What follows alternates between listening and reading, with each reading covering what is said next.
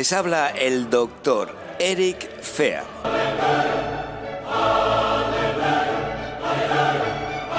La alegría de existir o se opone al miedo de la no existencia. Y la alegría de la existencia, eso, la alegría, o sea, sentirse contento de que esté alguien o que uno mismo exista, ¿no? Lo que se llama el amor, el sentir la alegría de que alguien esté, es pura definición del amor, donde uno se alegra de la existencia. Y claro, para empezar correctamente, el amor a sí mismo, la alegría de existir se opone, por lo tanto, al miedo de la no existencia. Y eso, el miedo de la no existencia, se puede traducir en el odio, puesto que uno teme no existir y hace todo para que eso no ocurra, el no existir, donde muchas veces es un trayecto a veces muy corto que hay entre la alegría de la existencia y el miedo al no existir, ¿no? Entonces vamos a intentar que podamos tener justamente esa alegría de existir cada uno. Y cuando esa alegría de existir uno mismo desborda y es suficiente para que nos alegremos de la existencia de otros, es la pura definición del amor desbordante, primero hacia uno mismo, y desborda y hace que sientas el cariño, el amor hacia los demás. Y claramente cuando uno no se quiere, lo veo crudo, ¿para qué quiere a los demás? Y cuántas veces esa falta de amor propio, de autoestima, de quererse, tan determinado por nuestra educación, hemos hablado tantas veces, ¿no?, del abandono, de la traición, que hemos podido todos sentir en un momento dado. Y en esas heridas que hay del pasado, de nuestra educación, he encontrado varios métodos, ¿no?, muy interesantes, en los cuales voy un poquitín hoy a hablar de ellos, ¿no? Que es decir, el hecho de que cuando tenemos la mirada, o sea, cuando llegamos a este mundo, la mirada de nuestros padres es tan determinante a lo largo de nuestra vida que se queda fija, ¿no? Entonces, según el último recuerdo que tengamos de esa mirada, o un recuerdo de épocas antiguas, ¿no?, y se ha quedado fija esa imagen demasiado juiciosa de un padre, demasiado criticona de una madre hacia un hijo o hacia una hija, y qué difícil es que esa imagen, esa crítica de un padre o una madre hacia uno mismo se pueda borrar, porque es tan importante, porque de esa mirada, aunque parezca mentira, depende nuestra autoestima, porque el amor que necesitamos en un principio, que es el de nuestros padres, porque llegamos a este mundo a través de ellos que normalmente suelen ser ya heridos, llegamos a este mundo totalmente puros, en pura existencia, puro amor incondicional, y ellos dan lo que pueden, y lo que pueden muchas veces es poco en comparación con lo que damos, ¿no? Ese amor tan incondicional, tan puro, que poco a poco va limando a base de golpes de la vida, de lo que se llaman las heridas del niño, ¿no? Las heridas del niño pequeño, y muchos psicólogos dan importancia, y deberíamos todos, absolutamente todos, darle la importancia a esas heridas de niño, porque si no se curan esas heridas, es que las cargamos a lo largo de nuestra vida, y se puede morir uno herido de estas, y transportar sin que te des cuenta, puesto que frecuentemente esas heridas hacen que los demás sean culpables de todo. Y no, es esa herida que te hace realmente reaccionar a veces de manera no adecuada, por decirlo de alguna manera, incluso agresiva. Y eso se ve en el día a día, ¿no? La manera que tienen algunas de reaccionar demasiado desproporcionado, y a veces es legítimo solicitar cosas que a uno le parece, y hacen que la gente pues se enfade, ¿no? Es increíble, ¿no? Cuando a veces quieres, por ejemplo, intentar que tu círculo de amistades sea un poco más adecuado a tu forma de ser, y cuando empiezas un poquitín a pegarle escobillazo a tal, y te das cuenta que ahí es donde vienen los reproches, y claro, volviendo un poquitín a esa mirada, ¿no?, que decíamos de los padres, que cómo corregir, cómo conseguir la mirada amorosa que tuvimos de pequeño, nada más nacer, cómo volver a tener esa mirada de amor de ellos hacia nosotros. Pues he encontrado una manera fácil. Evidentemente, cuando el trauma es demasiado grande, existen otras técnicas, ¿no?, como el EMDR, el Eye Movement Desensitization, que es muy interesante, pero son ya para traumas muy profundos, donde hay un shock postraumático. Esto se debe tratar ahí cuando hay traumas gordos, ¿no?, de familiares que violan a sus hijos, o violados por familiares cercanos. Cuando hay escenas muy violentas, ya lo que voy a proponer puede ayudar mucho, evidentemente, pero no lo es todo. Y la técnica la voy a contar porque es la que he utilizado conmigo mismo, y la he contado incluso en mis vídeos de YouTube, que consiste simplemente en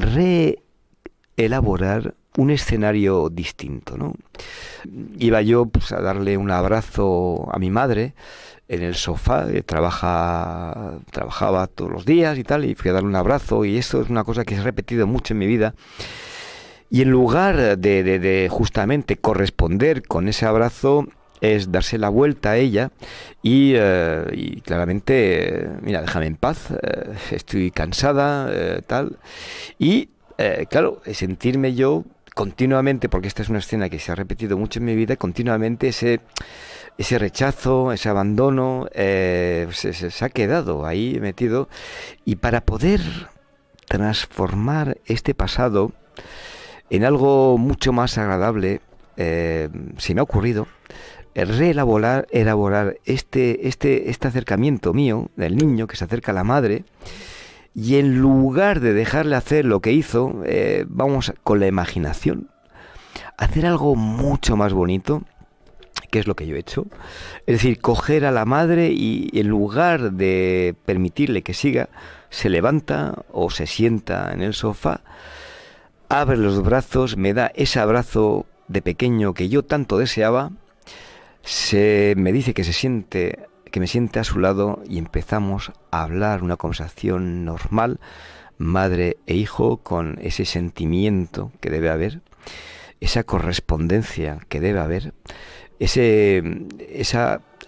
gana de un niño de ser escuchado, de ser querido por su madre. Parece sencillo, ¿no? Pero aseguro que este ejemplo, ¿no?, que acabo de dar, cuando existe demasiado dolor, demasiado rencor del niño a su familiar, esa escena es complicada de realizar, porque inconscientemente el representar al padre o a la madre de esta forma, que siempre digo que es sencillo, pero no lo es tanto, porque cuesta mucho, porque va la actitud mental que tenemos del familiar que particularmente nos ha hecho daño, cuesta representarlo tal y como yo estoy diciendo. Siempre, por eso digo que primero, cuando uno empieza a conocerse, lo primero que tiene que hacer es empezar a ver cómo es la relación con los padres y sentirla de verdad, y no desde me educaron bien, lo hicieron todo bien conmigo, o sea, intentar no ver a los padres como dioses, sino intentarles darle el lado humano, capaces de haberse equivocado en nuestra educación, capaces de haber herido justamente del nido familiar, evidentemente se van a reproducir esos esquemas, esa falta de cariño que tuvimos. Vamos a buscarla, y a encontrarla, esa falta de cariño, en gente que va a oler esta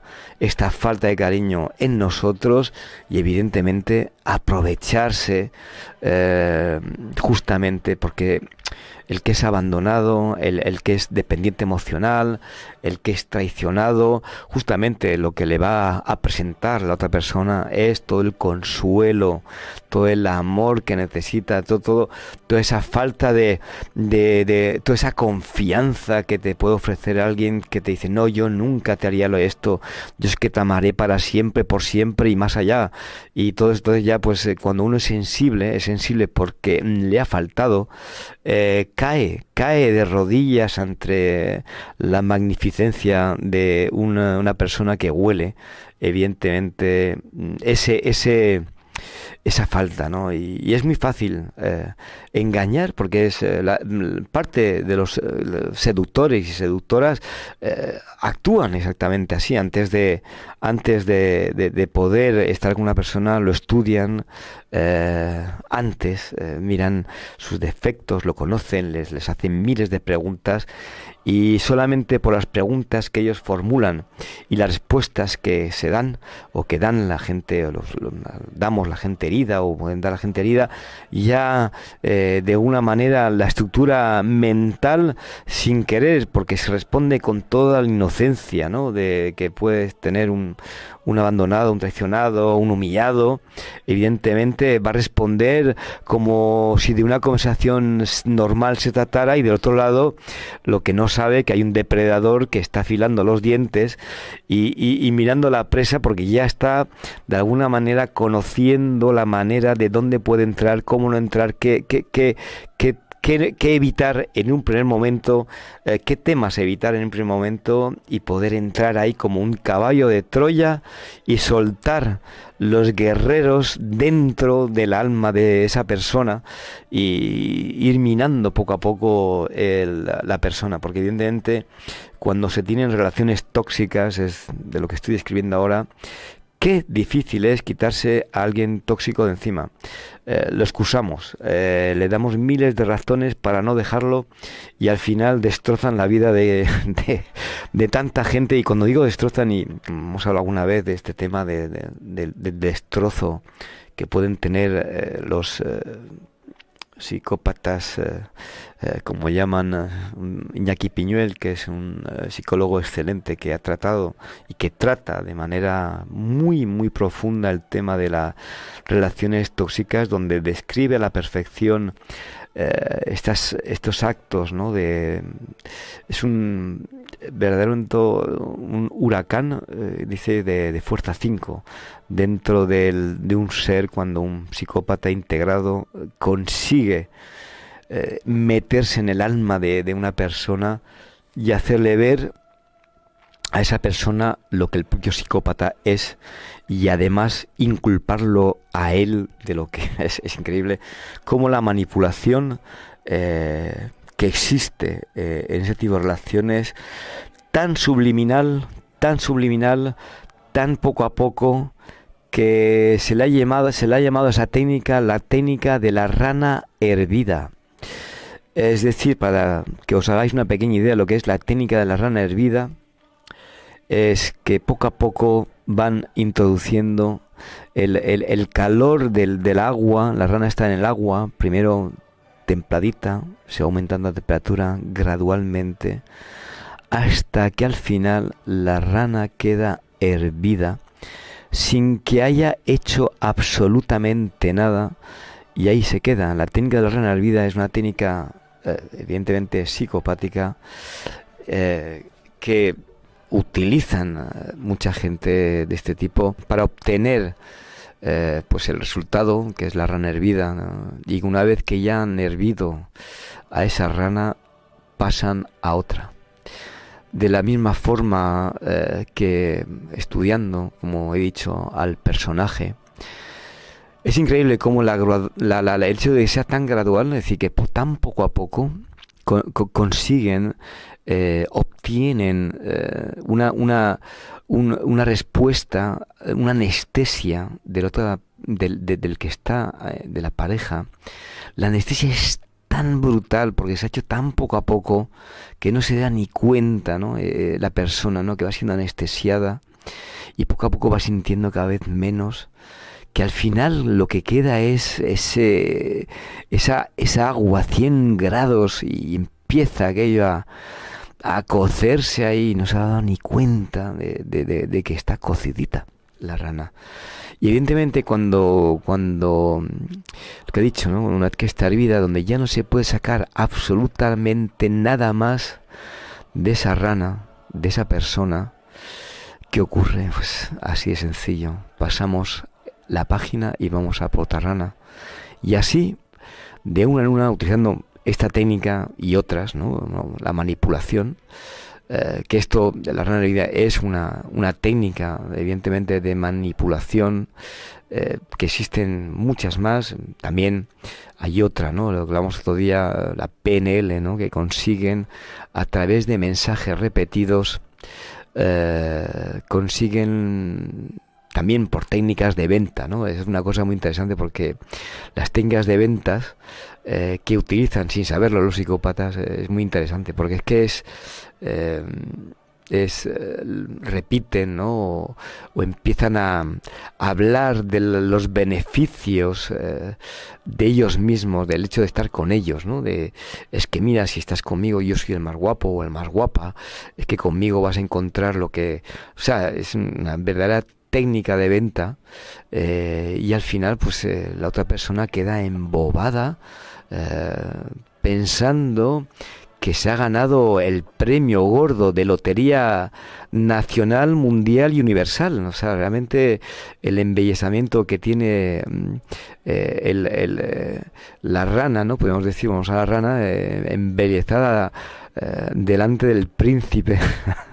el príncipe azul, que ni es príncipe ni es azul, está claro, pero claro, la técnica de venta es tan buena que hacen que realmente pues la otra persona quede totalmente hechizada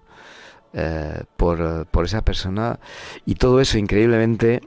debido a lo que hemos hablado antes, un abandono, unas heridas de niño que evidentemente insisto tanto en tratarlas para evitar justamente que la gente caiga tan fácilmente